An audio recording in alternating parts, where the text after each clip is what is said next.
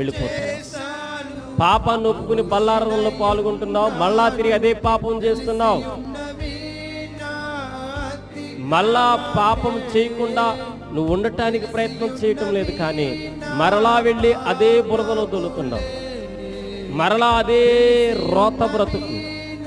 నీ మాట మారతాలే, నీ చూపు మారతాలే, నీ తలంపు మారతాలే, నీ ఆలోచన మారతాలే, నీ క్రియలు మారతాలే, నీ ఉద్దేశాలు మారతలేదు, కానీ పాపాన్ని కప్పేసుకుంటున్నావు. హల్లెలూయా.